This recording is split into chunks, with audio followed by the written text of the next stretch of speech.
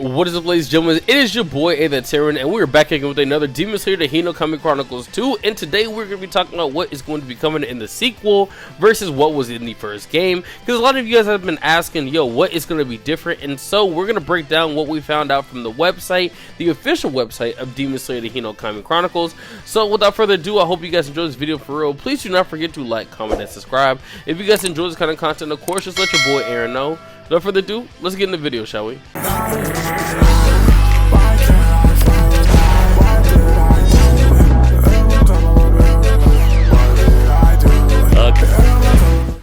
So ladies and gentlemen, like I said in the intro, we have ourselves Demon Slayer to Hinokami Chronicles 2. If you guys did not know, they literally just confirmed it with the announcement trailer, and that junk went absolutely crazy. And there was a lot that we could break down from the video, so we have just a lot to talk about overall. So the first things first, when it comes to the story mode, ladies and gentlemen, if you guys did not know, Demon Slayer to Hinokami Chronicles 2 is going to be covering everything from the first game on to the training, the Hashira training arc, which basically means we're going to have the additional Entertainment District story mode, plus the Swordsmith Village story mode, and now the Hashira training art story mode, right?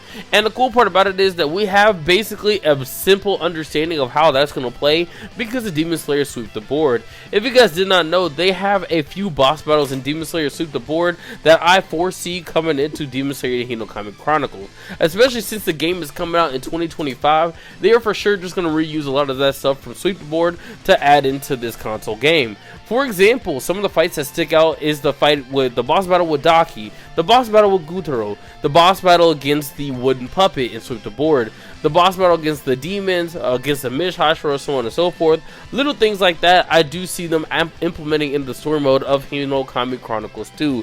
So I'm very excited about that. And plus the minigames in between. If you guys do not remember, in Demon Slayer the Hinokami Chronicles, they had a lot of minigames. No, actually, let me take it back.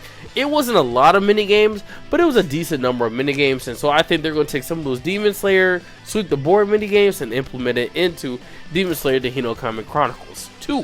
So I think that's what's going to end up happening in regards to the story mode.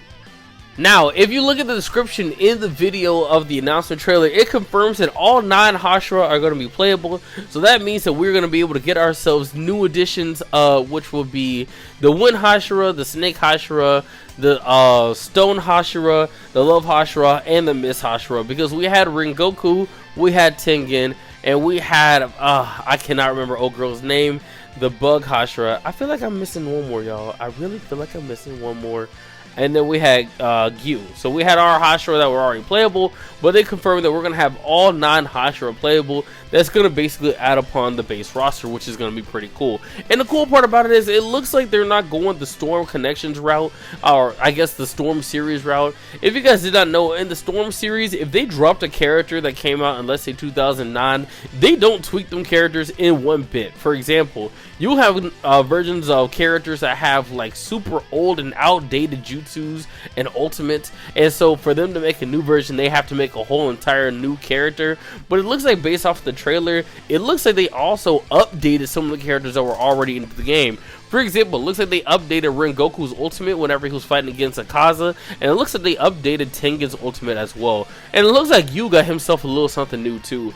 Now, I'm not saying they should completely get rid of the old ultimates. I'm not saying that. I'm saying that I think that it's cool that they're even updating these characters, and they should probably add that as an option for them to be able to add, you know, if you want to flip through the ultimates, basically. Because if you guys did not know, with those School Academy version outfits from Demon Slayer 1, they were practically the same characters, they just had different ultimates, and so you had to equip the skin to be able to use that ultimate. And so hopefully they'll just go the route of having us be able to flip the ultimates like we do in Naruto Storm Connections, you know what I'm saying? I think that'd be pretty cool for them to implement.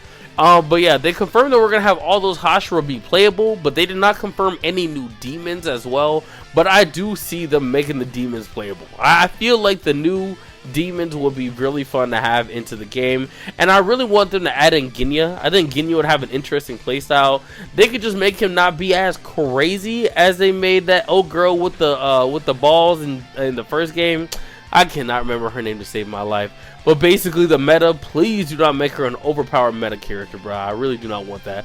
But I think Genya will be a very interesting character to play, honestly. And if you guys want me to do some character concept breakdowns, hey, I'd love to do that for you guys in the future. Now, the one thing that I want to point out that I saw from the website that I thought was interesting was, now keep in mind, I did have to translate this with like the translator from my iPhone, right, from the computer, and not all the time these translations are correct, so please bear with me with this.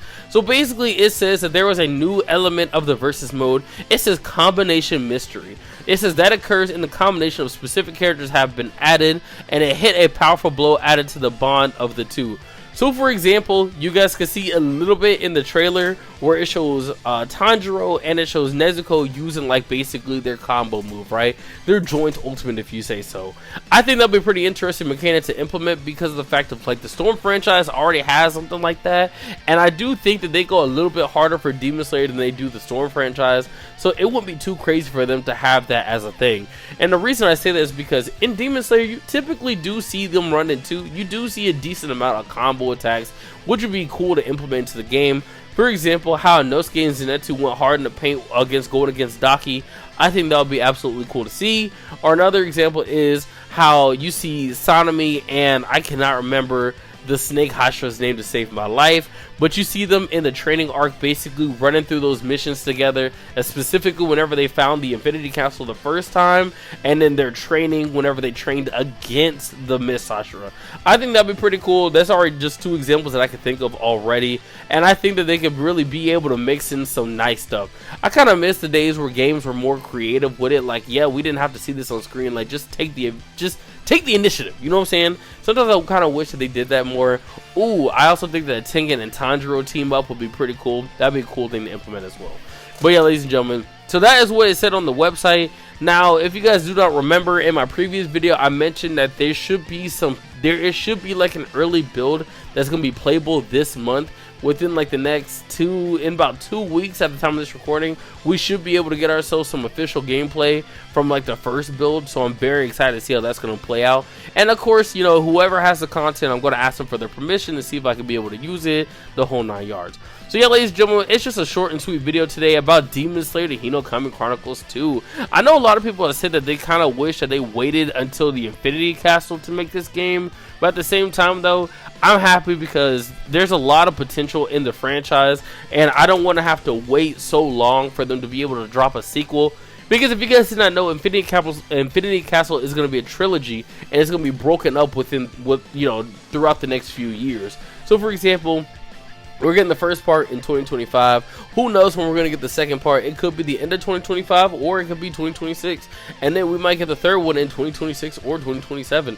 And the thought of waiting that long for its Demon Slayer 2 is kind of crazy, honestly, where they could add upon Demon Slayer 2 already and update it as Infinity Castle is airing to help promote the game and build more funds.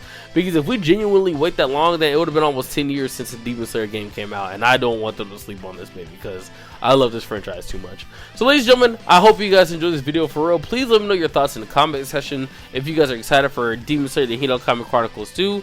If you guys are disappointed, also just let your boy Aaron know because I'm genuinely curious about you guys' thoughts. But until next time, peace out.